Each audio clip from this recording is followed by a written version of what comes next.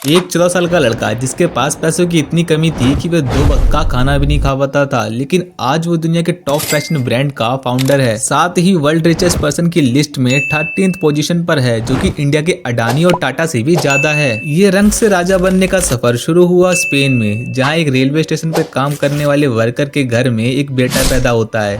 इसका नाम एमेंशियो ओर्टेगा रखा जाता है। इनके घर की फाइनेंशियल कंडीशन दिन ब दिन इतनी खराब होती गई कि जब ये 14 साल के हुए तो इसी रीजन की वजह से इन्हें अपनी पढ़ाई छोड़कर कपड़ों की शॉप में काम करना पड़ा। कुछ ही टाइम तक काम करने के दौरान वे कस्टमर की नीड को अच्छे से समझने लगे। वे धीरे धीरे शॉप के ऑनर ने भी उनके अच्छे काम के दौरान उन्हें मैनेजर की पोस्ट दी।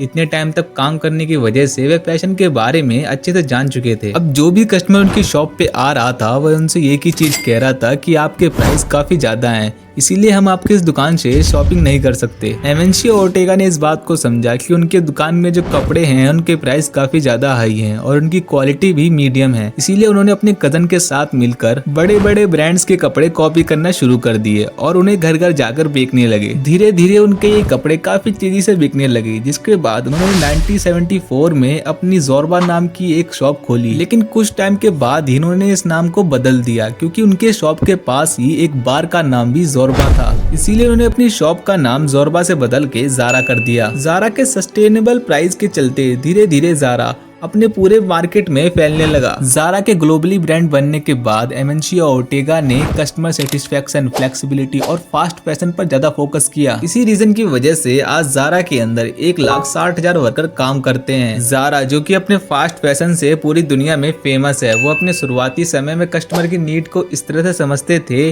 कि जहां बाकी ब्रांड साल में 2 से 3 बार ही अपने कलेक्शन को बदलते थे, वहीं ज़ारा अपने कलेक्शन को हर 15 से 16 दिनों में बदल देते हैं। और अगर आप जब भी ज़ारा के स्टोर में जाओगे तो आपको इतनी वैरायटी देखने को मिलेंगी कि जितनी आपको 2 से 3 ब्रांड के टोटल मिला के भी नहीं होंगी। यही रीजन है कि बाकी ब्रांड के स्टोर में एक कस्टमर साल में एवरेज 5 से 6 बार विजिट करता है, और वहीं ज़ारा के स्टोर में एक कस्टमर साल में 15 से 16 बार विजिट करता है। ज़ारा की पूरी यूएसपी उसके फास्ट और न्यू कलेक्शन पे चलती है। ज़ारा के डिजाइनर ट्रेंड को बहुत जल्दी आइडेंटिफाई कर लेते हैं। यही कारण है कि वो अपने न्यू डिजाइन को मैन्युफैक्चर कराकर 2 हफ्तों के अंदर ही अपने स्टोर्स में पहुंचा देते हैं, और इतने में बाकी कॉम्पिटिटर इस ट्रेंड को पकड़ने में ही लग जाते हैं। अब बहुत से लोगों के दिमाग में आ रहा होगा कि ज़ारा अपने प्रोडक्ट को बहुत फास्टली चेंज करता रहता है, जिसके वजह से उनके सारे प्रोडक्ट तो बिक ही नहीं पाते होंगे।